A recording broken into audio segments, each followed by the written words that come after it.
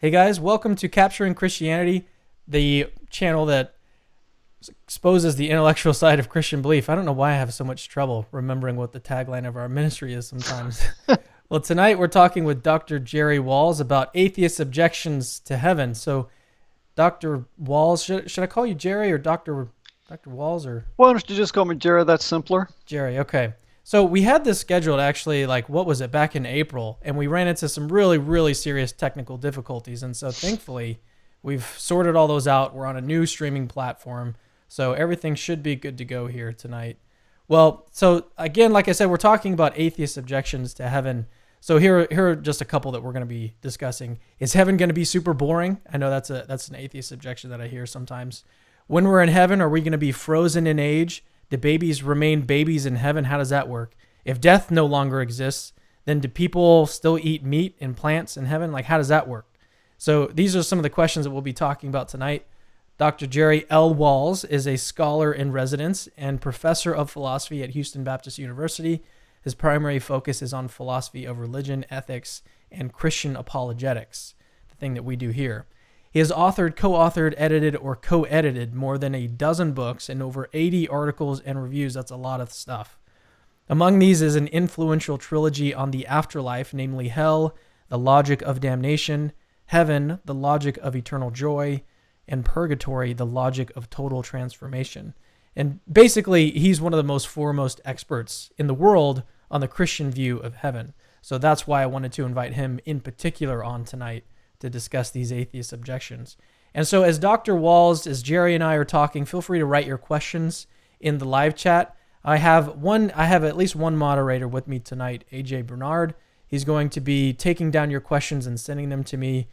And we're going to be answering your questions live in the second part of this interview. So let's get right into it, Jerry. It's great to connect with you again. I've interviewed you before. We talked about 5 big objections to Christianity. I believe I have that in the description below, but if not, then it's real easy to search on the channel.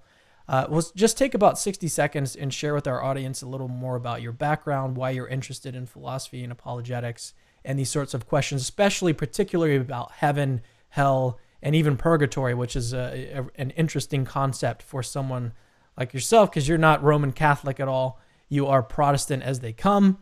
But you still believe in the doctrine of purgatory. So just tell us all about that and do it in about 60 seconds. In 60 seconds, that's a little hard to do that in 60 seconds. I mean, I should say I have a very definite existential kind of reason for caring about these issues. I was raised in a little country church in southern Ohio where heaven, hell, and the like were preached very seriously, and you knew there was big stuff at stake. And so I began to think about these issues more seriously when I was in high school and college, and then went off to seminary, and it was a liberal seminary, Princeton Theological Seminary, where I did my first master's, and a lot of people there didn't believe in hell, didn't believe in the afterlife at all, and so I had to do a lot of serious rethinking, and so.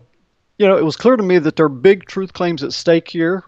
Whether they're true or false, there are big claims at stake, and they matter greatly whether or not they are true. So I started writing about hell when I did my second master's at Yale Divinity School. Then I did my PhD on it at Notre Dame, and questions about heaven then occurred to me even more. So I wrote the Heaven book next, and I dealt with purgatory briefly in that book, did a chapter on it, but then I realized there were a whole set of interesting issues related to purgatory as well, so I ended up writing the third volume of the trilogy. So these are big issues, and I'm always attracted to write about stuff that matters. You mentioned some of the other stuff. The Foundations of Morality. The most recent book I've got coming out is A History of the Moral Argument with David Baggett. That just appeared on Amazon today for the first time.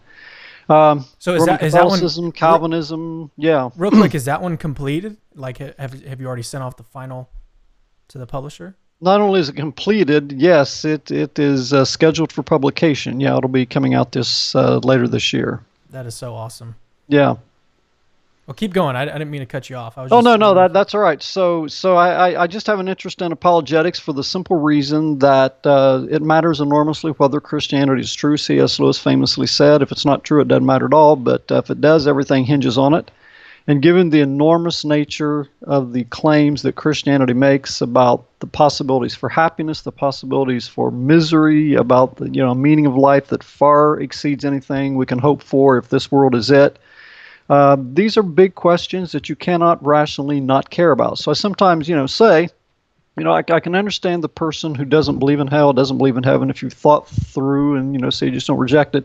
But what makes no rational sense whatsoever is not to care. You cannot rationally say, possibility of eternal perfect happiness, who cares?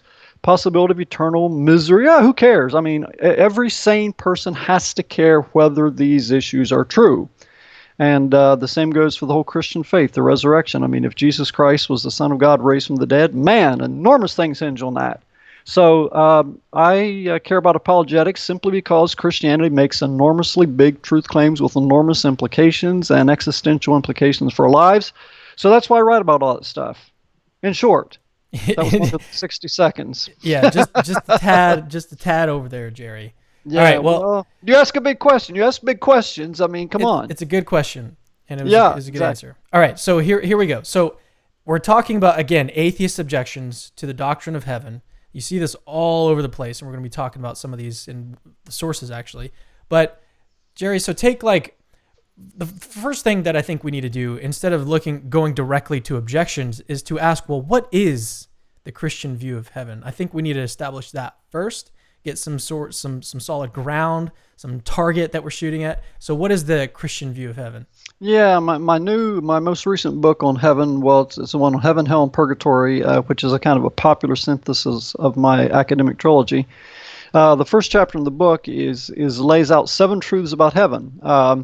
So if I could run through those really quickly, I would say, first of all, heaven. I think I actually have that book right here. Is this the one that you're talking about? I can't see it. Let me see. Oh, sorry. That's it. Yep, I see it. That's it. That's exactly the one I'm talking about. Yeah. Yeah. So Heaven, Hell, and Purgatory, which is, you said it's like a summary kind of of your popular 3, right? synthesis of the 3 books. Yeah, it's got some new stuff. The first chapter, is new material. For instance, I'm just gonna completely. hold it up a little bit longer for people that want to see. Yeah. So anyway, the very first thing I would say about heaven is this: it is the claim that the human story, the cosmic story, is a comedy. The question, ultimately, one of the biggest questions of all is the human story a tragedy? Is it coming to a sad, painful end, or is it a comedy coming to a happy, joyous end? Well, the Christian doctrine of heaven says emphatically the human drama is a comedy. It's coming to a happy ending. Secondly, heaven, I would say, is the satisfaction of our deepest longings. So, St. Augustine famously said, "You have made us for you, O God. Our heart is restless to rest in thee." Heaven will be the ultimate rest of our hearts, and yet the ultimate satisfaction of our deepest desires. Thirdly, I would say that it's this. Heaven is a new heaven and a new earth. Now, a lot of people have the idea that heaven is about your soul, leaving off. Sometimes you hear people say, leaving this old body behind, or this meat, pack, or whatever, this animal, leaving it all behind, and we're going to become spirits, angels forever. No. The Christian doctrine of heaven is all about God redeeming the entire creation, body, soul, mind, and spirit when it comes to us, and his creation at large. So, new heaven, new earth, an earth that is cleansed, an earth that is pure, an earth that is beautified back to its original condition. Fourth, it is the end of death, that huge shadow that hangs over our heads every day. Fifth, it is the perfect reunion of truth, beauty, and goodness. So one of the marks of the world in which we live, a fallen world, is this fractured state between these 3 great ideals. The truth is often ugly. The truth is often not beautiful. That which is beautiful often isn't true, and so on and so forth. And so people are often forced, to choose between, an ugly truth or a beautiful lie, a fantasy.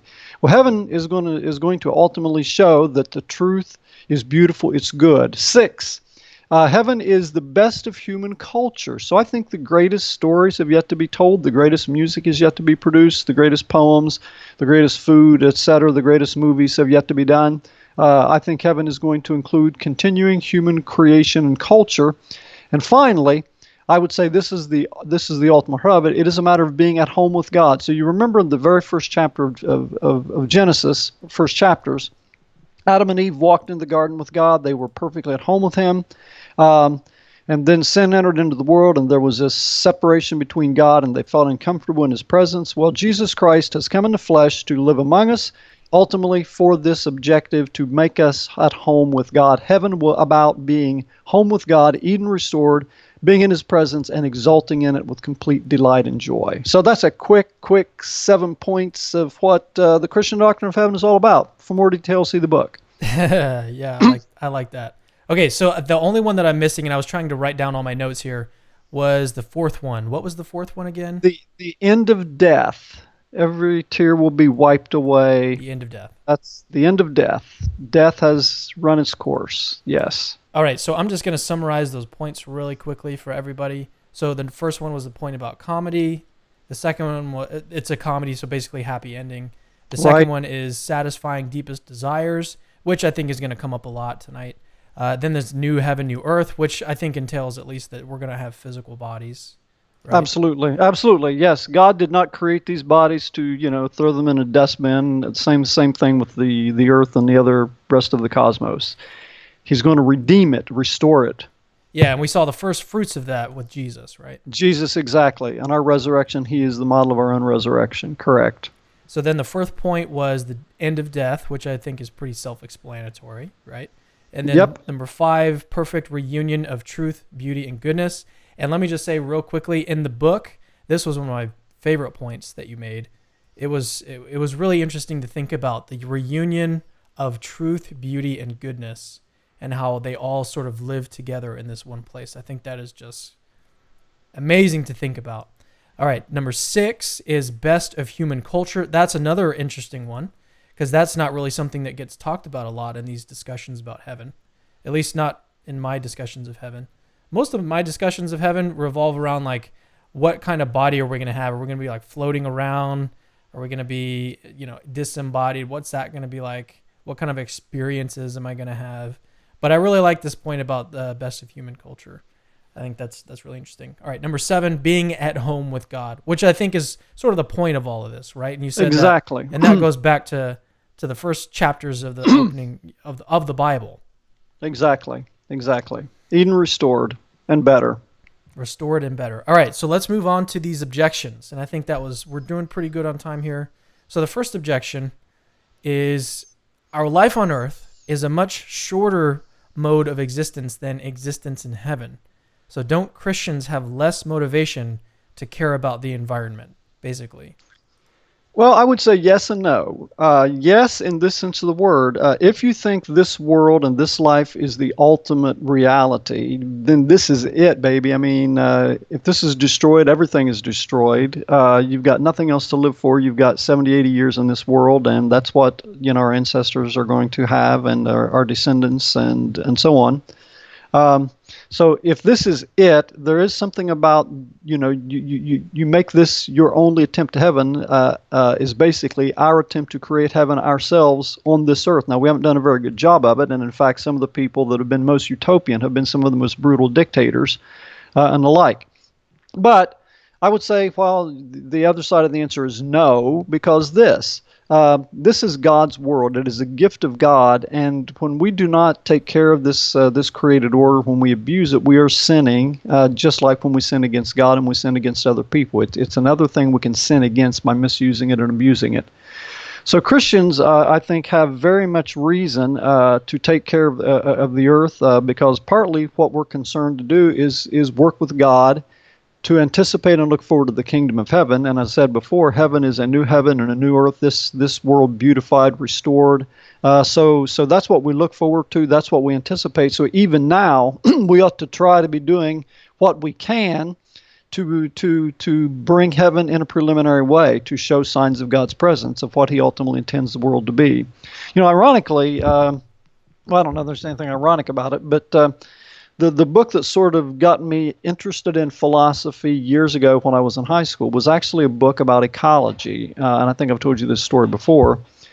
But I was just at home one summer looking for a book. My dad used to go to used bookstores pick up books, and I saw this book on the bookshelves called "Pollution and the Death of Man" by an author I'd never heard of, a guy named Francis Schaeffer. And I wasn't really that interested in ecology, to be honest with you, but I read the book because I was looking for something to read. And what was fascinating to me was how he analyzed the ecology debate as a dispute about fundamental worldviews and fundamental presuppositions. And he made the point that Christians have very good reasons, the best of reasons, to be ecologists, because this is God's created order. He has given us charge over it to take care of it, to develop its potentialities, to love it, to enjoy it. So when we abuse it, we are going against God and his purposes for this created order. Now again, that doesn't mean the earth is ultimate. Again, for those who worship the world and, temporal reality as if this is all there is, rather than being something that is finite and a pointer to something even higher, that's a different matter. But we have very good reasons to take care of the earth, respect it, and the like. Here's something I think I've thought a lot about. Well, I haven't thought a lot about it, but I'm interested to ask this question to a philosopher.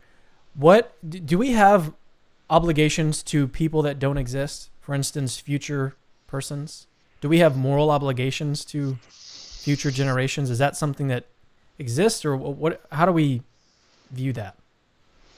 Well, if the question is, do we have a responsibility to live in such a way that future generations will be able to inherit a livable planet and be able to enjoy the sort of human life that we ourselves would want to enjoy, then I would say yes. So on the assumption, which is an altogether reasonable one, that the human race is going to continue at least for some time, if we simply follow the golden rule, do unto others as you would have others do unto you. So yes, I mean, it's like you walk into a room and you realize someone else, like a hotel room, someone's going to come into the hotel room after you do. You wouldn't trash it because look, someone else is going to use the room after you. Right. And so the world is the same way. It's not ours. No generation owns it. It is for the human race, period. And I think we have a responsibility to assume that it will be around at least for some time, and take for granted that and do what we can to make it livable for generations to come. I think it's at least safe to say that there's nothing in the Bible that says that we shouldn't take care of the environment. Absolutely. Right? Absolutely not. Yeah, so this objection, this atheist the Bible objection the Bible is far from an anti-ecological book. Yeah. And in fact, it talks about the earth is the Lord's and the fullness thereof. Okay, so it's precisely because it's his, it shows forth his glory, it's a gift to us to steward, and to steward it is to use it rightly, to take care of it in the proper way. And when we fail to do that, we're not being stewards. The Jews were even big on not defiling the land. Exactly. There was a lot of that in the Old Testament. All right, well, let's move on to the next objection. This one. So I was actually watching a video. This is sort of what sparked this interview. I was watching a video from Hemant Mehta where he asked 43 questions about heaven, and he just like rattles them off. And I guess he's assuming that there's no good answer to any of them. Well, I'd like to start this one at least by just asking a couple of his questions. So, first question: when we're in heaven, are we frozen in age? No. Although I would say it this. I mean, a lot of classical philosophers, theologians, I should say, ancient philosophers, speculated on the age of people, and they suggested that we would be at the age at which we are at the height of our physical powers. They suggested that was actually around age 30. I don't know what that age would actually be. But yes, so I would say this. We're going to be frozen in age in this sense of the word. We're not going to get old.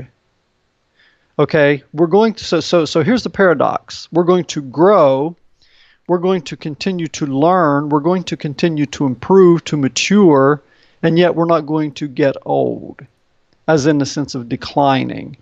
So that's the paradox in a fallen world with things running down and winding down. To mature, to grow, is to also simultaneously age. So heaven, being a place where there is no death, things are not running down. There's infinite energy, infinite opportunity to grow, to learn, to mature, to have new experiences. But that is not going to be accompanied by decline as it is in this world. So yes, I would say frozen is a really bad word for it, but we will have ever renewed energy that will never run down. This is Ever renewed vitality, this joy, something life. yeah. This is something interesting to think about because our ages are just an arbitrary byproduct of how often we revolve around the sun, right? Right, In our orbit right, around the. right. So when we're talking about like, are you frozen in age? You're really asking the question: are you at this specific time in your development as a human? I guess are you stuck in like this one place of development? And what you're suggesting is that we're at the height of our physical powers, whatever that would be, in your, I guess, in your development as a human. Right, you'd be basically the best version of yourself. Exactly. And continuing to grow, to learn, to mature in various ways, have new experiences. So all of the advantages of age without the negative of decline and weakness and running down. And so, what would this apply about babies? Like, if a baby is Now that's an interesting question. I don't think there are any babies in heaven. Now before you get too upset, before your listeners, I'm very upset, Jerry. I can tell you are because I know you got a baby. I know you got a baby, and you think babies should be in heaven. And the answer I think is this: I think everybody in heaven is an adult. So everybody in heaven will be mature in Christ. Everybody in heaven will be persons who have grown up, have become mature, sanctified. I think this goes back to your views on sanctification, right? Because you think that sanctification is a process, as someone who believes in purgatory. Exactly. So Okay. a baby who dies, I believe, or a child, or anyone else who dies before they become mature, I believe they will be given the opportunity to respond to the gospel that they did not have in this life. They will have the opportunity to accept Christ. And if they do accept Christ, then they will have the opportunity to grow, to mature, to become disciples, to be sanctified, and grow into the fullness of the image of Christ. So there won't be any immature little kids running around in heaven. We will all be adults in heaven, I believe. Okay, interesting. All right, well, let's move on to another one of his objections. And again, we're talking about Hemant Mehta's video. I can't remember if I put it in the description of the video, but don't worry about it. These are some of the more important videos that came, or the more important questions that he raised. So here's another one. If death no longer exists in heaven, what do people eat? Well, I don't see a reason in the first place why you couldn't have plants. I don't think there's any problem with eating plants. And I have no problem imagining, we have come up with vegetarian burgers that are pretty good, they at least approximate the taste of meat. So I guess I'm prepared to say I think God is probably even more ingenious at coming up with substitutes for meat that are delicious, that are wonderful, that would not entail any sort of death. So, some of these questions, I think they simply imply a total lack of imagination in terms of what God's power and God's creativity and God's resources can do. So, yeah, I mean, I've got no problem with thinking, I love salmon, so I got no problem with imagining that God could create something that tastes better than the best salmon in this world that does not involve death, or the best filet mignon that does not involve a cow having to give its life for it to happen. So that's a speculation, obviously, but when you ask questions like that, there's no way around speculation because the Bible doesn't answer them for us. But we can at least make rational guesses as to the sort of things that God might do and would reasonably be thought to do. Yeah, I like that answer because in part of it is we are going to have to speculate if you're asking questions that go beyond what the biblical material gives us. If you ask speculative questions, you're going to get a speculative answer. That's correct. Yeah, and then also you got to remember that questions are not arguments. So if you have like a good question about the nature of heaven, that doesn't mean that it doesn't exist. Even if you have a question that like Christians are iffy about or just going to have to speculate on, like that doesn't mean that Christianity is false or what the Bible actually says is false. Exactly. None of that follows. Exactly. All right, let's move on to another question. And again, these are all questions, right? He's just giving 43 questions about heaven. And again, these are supposed to function like objections, but a question is not an objection either. So here we go. Do people with disabilities go to heaven and no longer have disabilities? What if those people embraced their disabilities such that it helped shape their character in positive ways? Yeah, I don't have any problem with that at all. In fact, Well, and again, this is another speculative question, right? but These are all. it is. Now, I think we've got at least some hints as to what the answer might be, in the fact that one of the things Jesus did while he was on earth was heal people of various kinds of diseases, including crippling diseases. So, if Christ, the Messiah, come to earth, God in the flesh, did this to reveal the love of God and the character of God during his incarnation, I think that's a pretty good foretaste of what heaven might be like. So, yes, I do not believe there will be any people in heaven with impairments. Now, having said that, with respect to the second part of the question, there's an interesting verse in Galatians chapter 6 where Paul says, I bear in my body the marks of Christ. And I remember Paul was beaten for Christ. He received the 39 lashes. He was stoned. He had a lot of wounds, physical wounds in his body as a result of his following Jesus Christ. Now, I think those scars are going to be with Paul in heaven. I mean, after all, there are those who believe that Jesus' nail prints in his hands and feet are going to be in his resurrected body. I mean, after all, he showed the nail prints to his disciples after he was raised from the dead. I think that would be there forever. So that's part of the story of Jesus. That's part of who he is, insofar as he was God in the flesh, is someone who loved perfectly, who redeemed the world, and the marks are going to be with him for eternity. Now, I would say similar things with respect to people who have experienced various kinds of disabilities. Those scars, so to speak, are indeed part of their story. They're part of their character. That's part of what made them beautiful, part of what made them wonderful. So I think the scars, as it were, will be in heaven, and that will be part of something we will look when we hear their story. We will look at their story just like we look at the nail prints in the hands of Christ, and look at Paul with the marks on his body. These are things you went through. These are things you experienced in a fallen world that God gave you the grace to deal with and cope with, and that's part of who you are. That's part of your story. And persons who are completely, crippled in this life will jump and leap for joy and hug and laugh, and part of that will be remembering what they went through as cripples and how God gave them the grace to cope with that. So yeah. Now, there are people who disagree with this. This has been challenged recently, but yeah, I'm very much inclined to think that heaven is a place of wholeness, and these kinds of things are deficiencies. Sometimes people hate to acknowledge that crippled people with various crippling diseases or other mental diseases, that this is some sort of a deficiency. I think we should frankly recognize that it is, and recognize that does not make the person less wonderful. In fact, it may make them more wonderful in certain ways, but I think that we have reason to expect, as Charles Wesley sang in his favorite, famous hymn, hear him ye deaf, his praise ye dumb, your loosened tongues employ, ye blind, behold your Savior come, and leap ye lame for joy. So Christ did that on the earth. I think he will finish the job in heaven for everybody. All right, let's move on to the next question. This one is, what if Hitler truly repented right before he died? Would he be in heaven, and how is that moral? Yeah. Well, what I think this question fails to appreciate is that there's more required to enter heaven than merely forgiveness. So in order to see the Lord, the Bible says, without holiness no man shall see the Lord. Now, I believe that every single one of us has sins that need to be forgiven. Every single one of us. That's part of the story.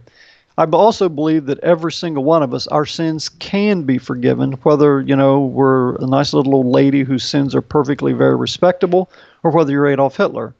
Jesus died for the sins of the whole world, and there's not a single person whose sins cannot be forgiven because of the death of Christ. But why this often doesn't make moral sense to people is they fail to take into account the other side of salvation. In addition to forgiveness and justification, there's also the side of salvation that deals with regeneration and sanctification. So here's what you need to understand about Hitler. Hitler in heaven will be like Jesus.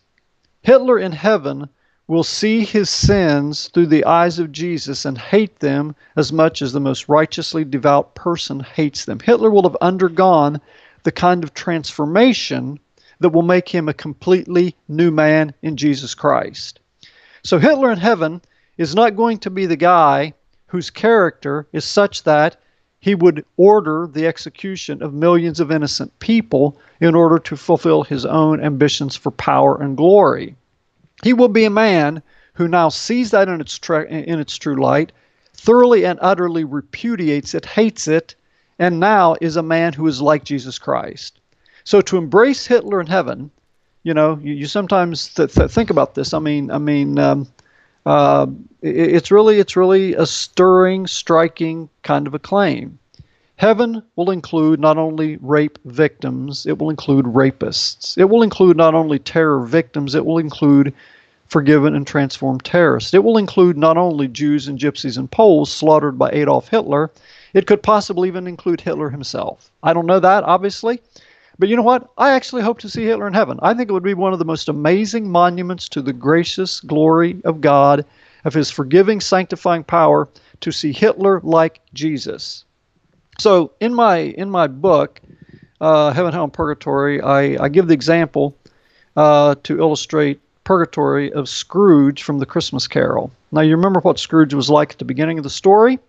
You remember what Scrooge was like at the end of the story after he'd had the 3 visits from the ghosts. Now again, he had to undergo transformation. He had to rethink a lot of things. He had to see things at a completely different light than he'd seen them before, and to be made in a different man. But at the end of the book, he's famously described, as good a man, as good a friend, as the good old city of London ever knew.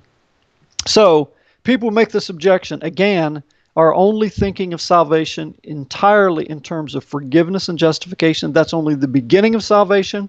Salvation also is about regeneration, sanctification, and transformation. And if Hitler's in heaven, by God's grace, he will be a man who sees things as Jesus does, and it would be like embracing Jesus. Yeah, so how does your view on purgatory play into this? Because, again, going back to like the sanctification side of things, you don't think that the sanctification is something that happens like that, right? Absolutely. You think that Absolutely it's something not. that happens over time. Yeah, exactly.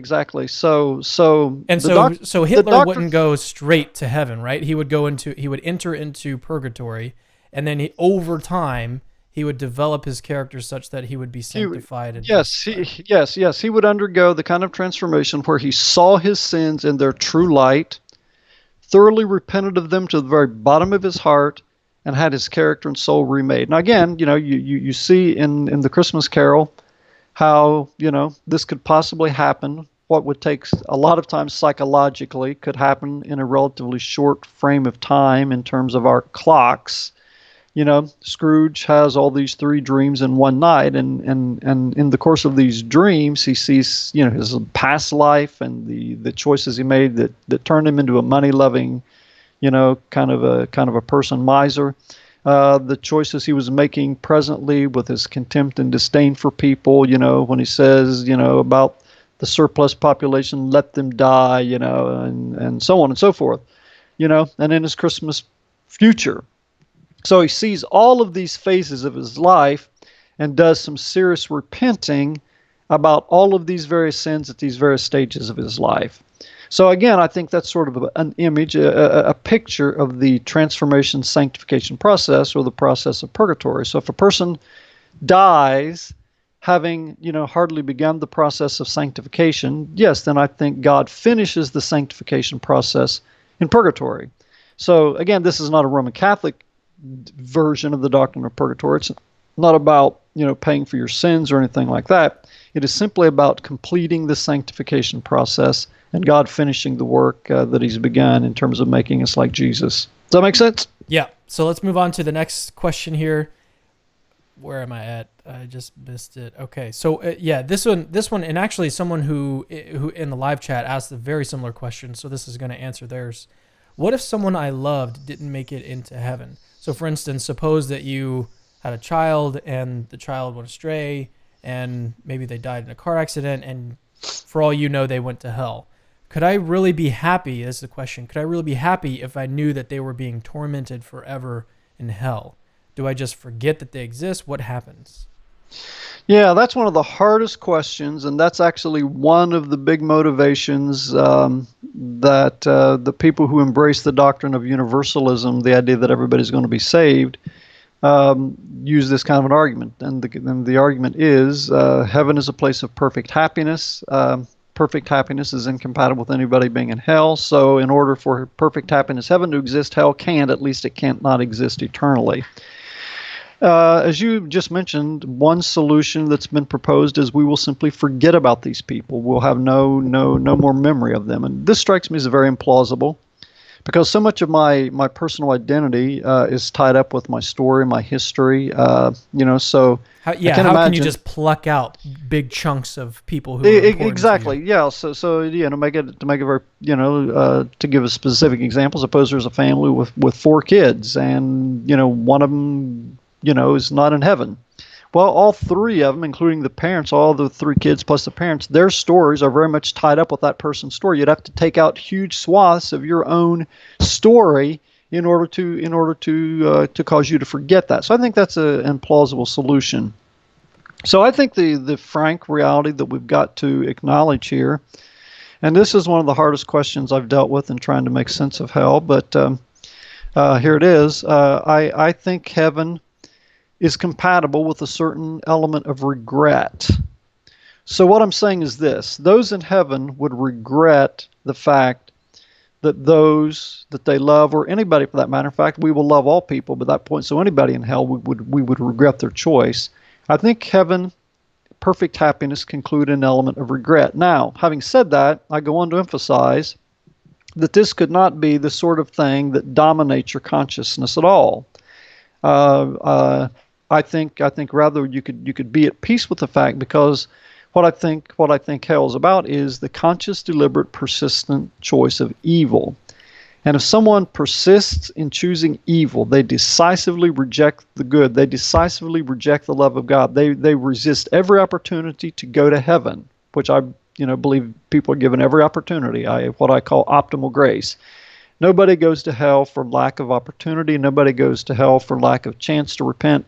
They go to hell because they emphatically, persistently refuse the grace and the love of God. As C.S. Lewis put it, you like to quote this a lot, right? The gates of hell are locked from the inside. The doors are locked from the inside. Exactly. So God is not locking them in against their wishes. They are locking God out. Now, C.S. Lewis famously faced this question at the end of his book called The Great Divorce, which is about a group of people from hell who take a bus ride to heaven, and you would think they would all, of course, stay in heaven. They're invited to stay in heaven, but almost all of them, surprisingly, choose to go back to hell, and C.S. Lewis brilliantly makes that story a plausible kind of a claim. But here's the basic kind of storyline he tells, with respect to these people. Those in hell still want to spread their misery. They want to have the attitude, if I'm not happy, no one's going to be happy. These are people who have learned to manipulate the feelings of other people.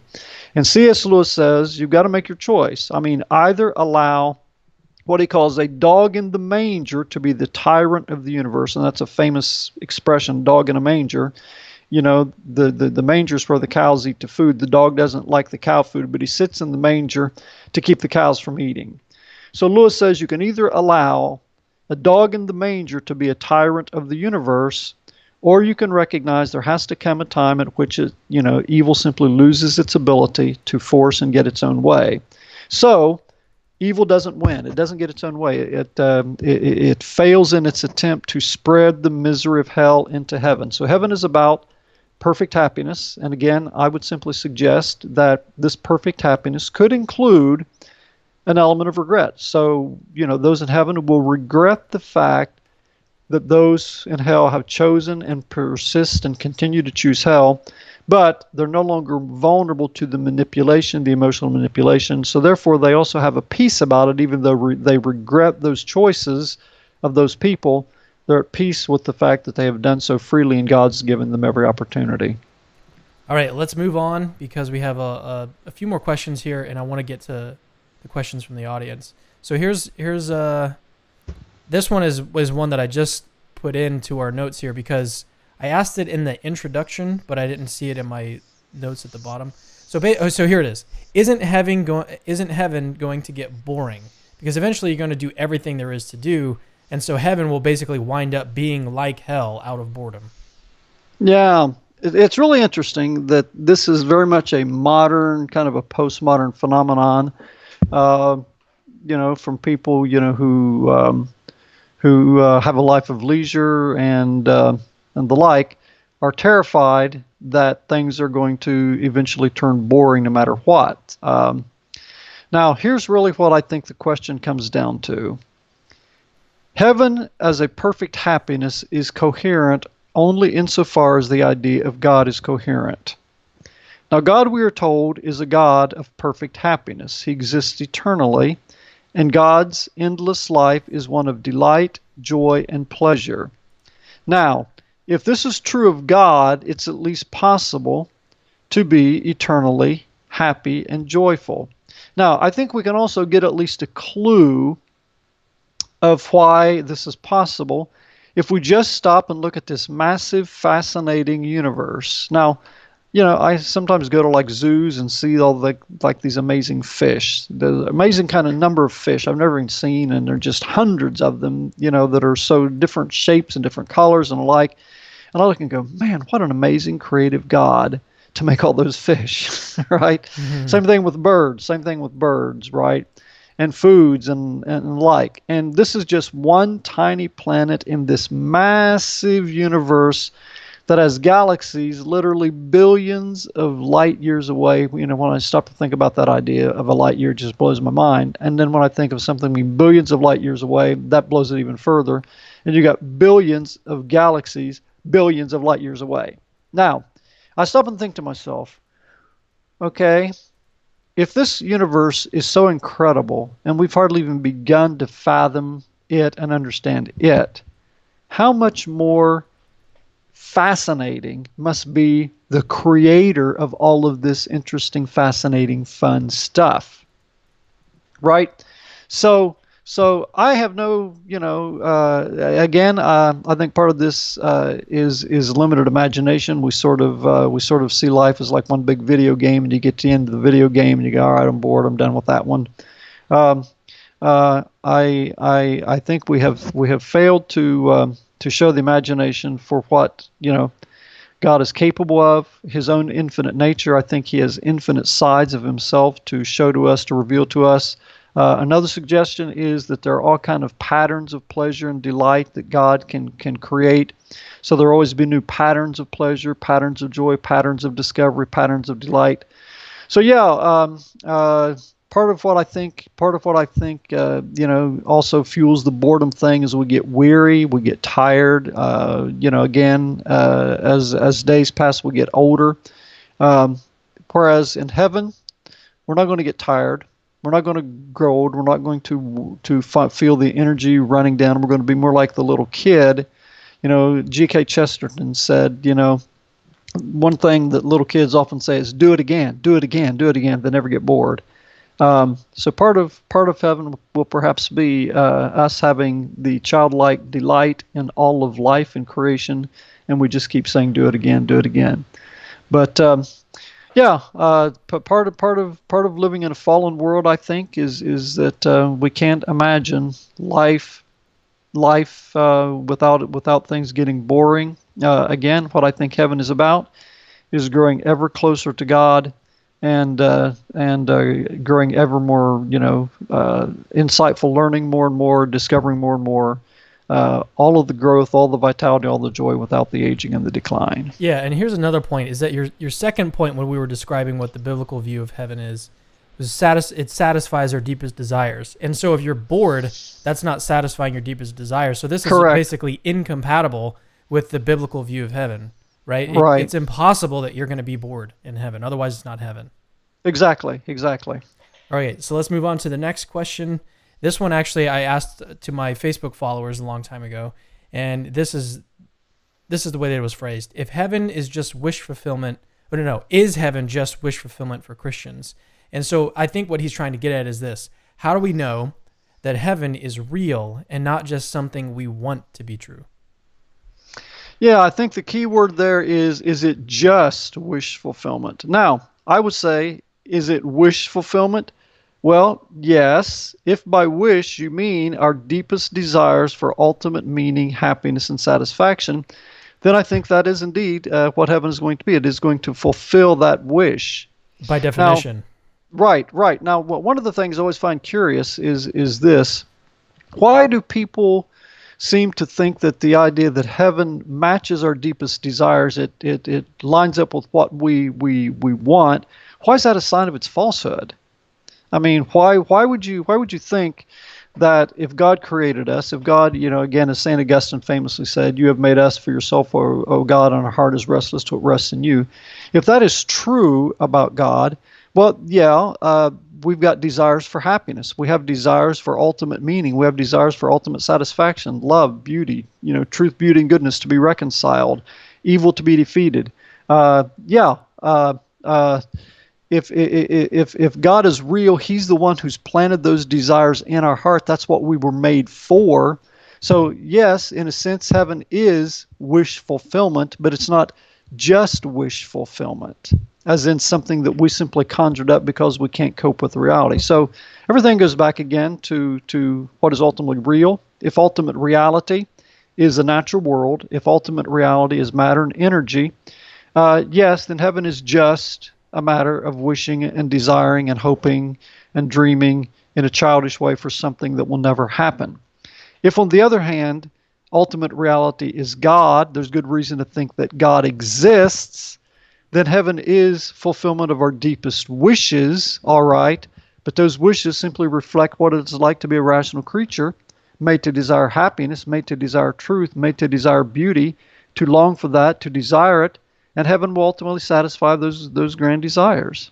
And Jerry, I think you and I agree that we shouldn't just believe in Christianity just because it fulfills our deepest desires, right? We should. Well, of course not. Yeah. Yeah. It's not just a factor of wish fulfillment that we're wanting to believe that Christianity is true. Well, I mean, there it is. We want to believe Christianity because it's true. Exactly. Which is again why I go back to say, if it's true that this world is the ultimate reality, if that is true, then it is indeed the case that heaven is, the Freudian desire for Father up in the sky that simply doesn't exist, a desire for things to work out in a happy way, a satisfying way, that is simply not reality. But if God exists, okay, now, the question is, do we have good reason to think God exists? Well, yeah, 24 or so to cite a book I recently co-edited with Trent Doherty. Yeah, I don't have that one in here with me. It's in my bedroom. Yeah, But I would show it to you. I've got a bunch of these books. I got a copy of it right here. Can you see it? It's a little bit blown out. But yeah, there you go. There you go. Yeah. Okay, so the point of the matter is, I think there are lots of good reasons to think that God exists. Okay? So if the only reason I believed in God is because I couldn't face the prospect that my deepest longings and desires were never going to be satisfied, if that was all I had to go on, I would agree with you that it's not a very rationally grounded belief. But the point I'm trying to make is just this. Why should the fact that it meets our desires be an argument against it? That's just the point I'm trying to make. Right, and there is none. That's not an argument. Exactly. So if God does exist, okay, you would expect it to be the case that what we long for most will indeed finally be satisfied. Yeah, there's even an argument. Will not go unmet. There's even an argument in there for God from our deepest desires not being fulfilled, and so there's got to be some sort of almost a referent of that desire. This is the famous argument from Desire. I think C.S. Lewis, it's in C.S. Lewis's chapter on hope in Mere Christianity. He makes the argument that... so you can turn this objection right on its head and say, well, the fact that we have this desire itself is evidence that there's something that could, in principle, fulfill it. Right. So, if again, you think that the indication, the reality of a desire is an indication that something fulfills it. So Lewis gives the example, we desire food, food exists. We desire water exists. We desire sex exists. well, we desire perfect happiness. It doesn't exist in this world. So Lewis says that's a reason to think it will be satisfied in another world. Now, the atheist is just going to come back and say, well, look, I mean, the mere fact that you've got a desire is no reason to think that it's true. And again, what this would mean about the human condition is there is, again, a tragic ending to the story. We've got these longings for happiness. We've got these longings for ultimate satisfaction. We've got these visions of truth, beauty, and goodness. We've got these visions of death being defeated. We've got these visions of human beings being reconciled. We've got these visions of our hearts longing, our deepest thirst being quenched and satisfied, right? And yet the sad fact of the matter may be that we live in a tragic universe in which we have developed desires and aspirations that outstrip reality. Okay, so we want things, we aspire to things, we desire things, we long for things because of our emotional and mental capacities. And again, one of the contemporary philosophers, says this is part of the absurdity of the human condition, is our very greatness means that we desire things, want things, long for things that will never, ever be satisfied. So if we didn't have these big brains and these complicated emotions, we would never have dreamed of God and heaven and all this kind of thing, right? So our very greatness condemns us to absurdity. We want things, long for things, hope for things that'll never happen, okay? So if you think life is ultimately meaningful, if you think that, that things do not ultimately end in a tragic way, that's, again, one argument, the argument from desire. It's not enough to carry the day, but it can be one of the 24 or so arguments for God that give you good reason to think God exists. All right, so we're going to transition to audience questions, and we already have enough in our list, so please don't send any more into the live chat. I don't even think we're going to be able to get through the ones that I've got in my queue here. But before we move on to those, I just wanted to remind everyone that this is a crowd-funded ministry, and my ultimate goal, is to be doing Capturing Christianity full-time. Right now, I work full-time as a photographer, and I don't want to go into any of the details there, but I am trying to make the transition as quickly as possible to be able to do this full-time. I think this is what God has called me to do, and so your support in any way is going to be such a blessing to me and my family, my growing family. And if you want to support our ministry, go to our Patreon account, patreon.com/capturingchristianity. It's linked in the description of the video. And we have a couple different things going on there. If you want to be a supporter of $5 a month, you get early access. For $25 a month, you get a free T-shirt and you get some other cool stuff. But if you feel led at all to support this ministry, and we even have some atheist supporters, that's something that's really interesting, is that when we post new things or early access to videos or early access to podcast episodes, we have atheists commenting on our feed. It's really interesting. It's really cool. So even atheists are finding value in the type of content that we're producing here. So just wanted to remind you guys, please support us. Please help make this a reality so that we can be doing this full time. All right, well, let's move on to questions here. I have one from, I'm pulling it up here. I have one from Power Drunk. I think that's what his name is, Power Drunk Q. Am I right? Yeah. Am I right to assume that there won't be births because there won't be marriages in heaven?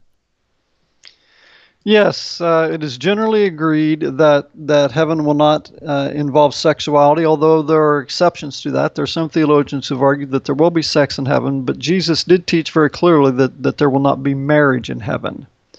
So given the fact that marriage will not occur in heaven, that's a good reason to think that probably sex will not occur in heaven either, in which case there wouldn't be any more birthing in heaven. All right, so that one was pretty quick. Let me just pull up my next one here. This one is from Samuel Park. What does Jerry think about universalism? We talked a little about it already. He says specifically, though, David Bentley Hart, who argues for universalism. Yeah, David Bentley Hart has a new book coming out this fall. I haven't seen it yet, but it will be interesting to see. I have spent a good deal of my career arguing for eternal hell, arguing that universalism is false, and I would also hastily say I am also very happy to say that I would be more than delighted if I turned out to be wrong about that. So there's no reason in principle why universalism can't be true. That is to say, Jesus died for everybody. It's not like the Calvinists who believe that God, in order to fully glorify himself, needs to damn some people, nothing like that. So if Jesus died for everybody, if God desires everybody to be saved, and God's mercy endures forever, which I believe it does, and the doors of hell are locked on the inside, there's no reason in principle why everybody couldn't eventually realize, hey, this is stupid staying down here, or like the prodigal son in the pig pen, realize it's stupid to be here, it's better back home. There's no reason in principle why that couldn't happen. I hope it does. At the same time, I'm inclined to doubt that it will. I'm inclined to think that some people will sadly choose hell forever. But again, I will be happy if I turn out to be wrong about that one. Yeah, I think Randall Rouser calls himself a hopeful universalist. Yeah. Something along those lines. Right. Yeah. There's a new book just came out on hell. It's coming out in June by Zachary Manis, that I think is going to be one of the really important books. It's a defense of a more traditional view. It's called something like Sinners in the Presence of a Loving God. Well, and Jerry, you and I have actually done an episode on our podcast in defense of the traditional view of hell, at least in one respect. Not that we didn't really go into the biblical side of things, but we talked about whether or not hell was compatible with a loving God. And That's right. So check out our podcast feed. That's available everywhere that you get your podcast from: iTunes, SoundCloud, all the other places that are escaping me at the moment. All right, let's move on to the next question. Random YouTube user. He says, is there free will in heaven? And if so, why is there no evil in heaven? Good question. One that is often raised by thoughtful people. The answer is and yes. And also random YouTubers. And random YouTubers, yes.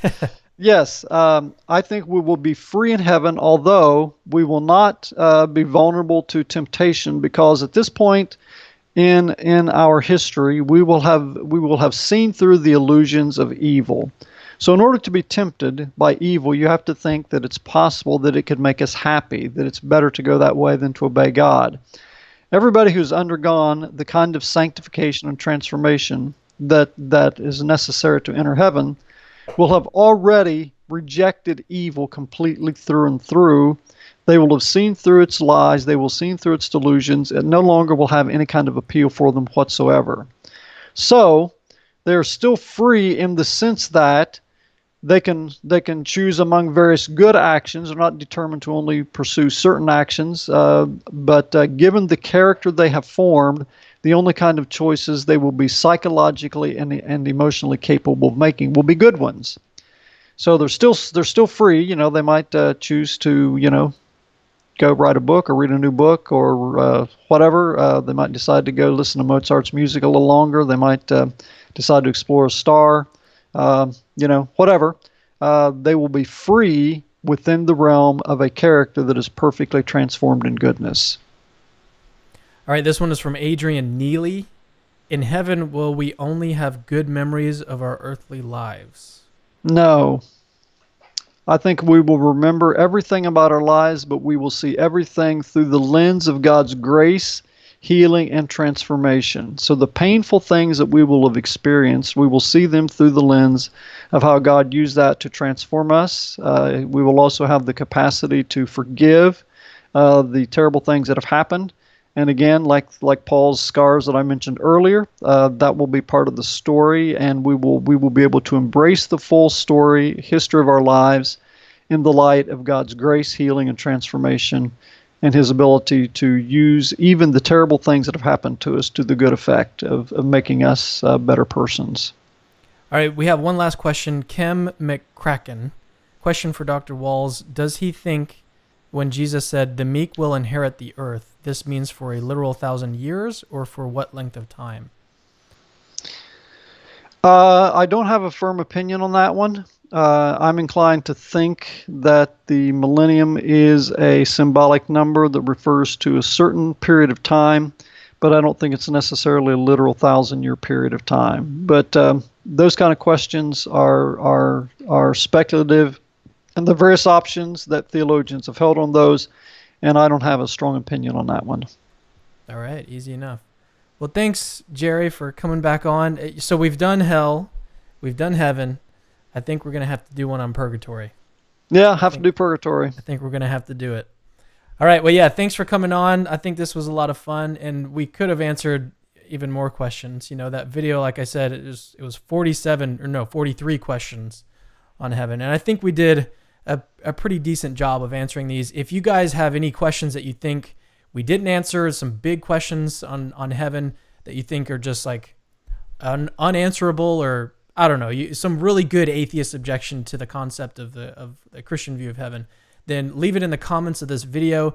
And if it gets enough like likes on it or comments or whatever, if people comment enough, then maybe we'll schedule another one of these with Dr. Jerry Walls. But thanks guys for tuning in tonight, and I'm going to go get some dinner with my wife. But thanks again, Dr. Jerry Walls, for coming on. My pleasure. All right. See you guys later.